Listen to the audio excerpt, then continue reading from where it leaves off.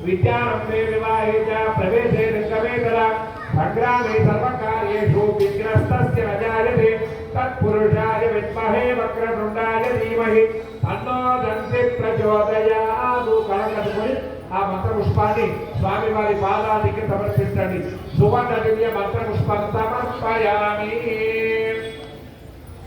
అక్షరం 5 సార్లు గణపతి మీద వేయండి చక్రమాచారయామి చామరం విజయామి నృత్యం దర్శయామి వాద్యం ఘోషయామి అశ్వారోహయామి గజారోహయామి సమస్త భక్తోపచార సర్వోపచార రాజోపచార పూజా సమర్పయామి అక్షరం పట్టుకొని చెప్పండి మంత్రహీనం క్రియాహీనం గాత్రహీనం అది కూడా చెప్తున్నారు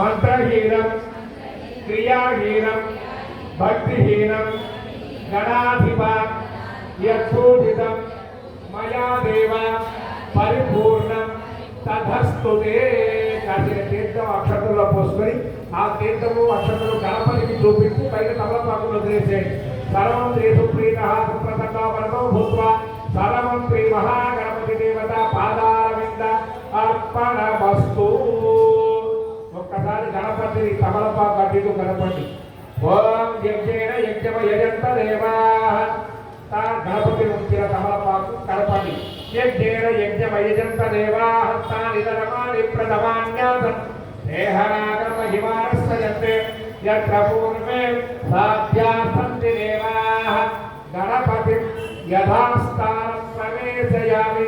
మనకంటూ కొన్ని సంకల్పాలు ఉంటాయి. ఆ సంకల్పం ప్రకారం ఏ కార్యక్రమానికైనా ఆది పూజ్యో గణాధిప గణపతి అనుగ్రహం లేనిదే అడుగు ముందుకు పడదు.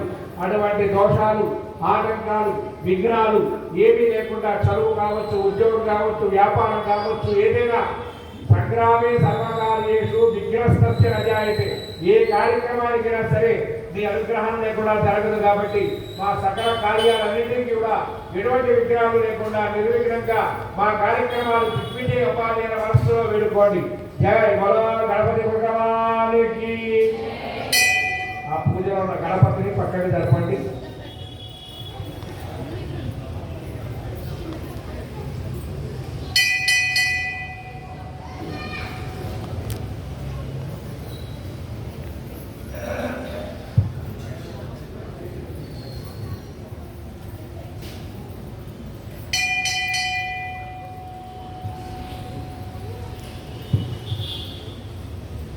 మరొక కొద్ది రోజుల్లో శ్రావణ మాసం శుభ ప్రారంభమవుతున్నది. ఈ శ్రావణ మాసంలో కూడా ప్రతి శుక్రవారం సాయంత్రం అమ్మవారి అనుగ్రహాన్ని కోరి ఇదే కుంకుమార్చన పూజా కార్యక్రమం జరుగుతుంది. శ్రావణ మాసం తర్వాత గణపతి నవరాత్రి మహోత్సవాలలో 9 రోజులు గణపతి ఆరాధన జరుగుతుంది.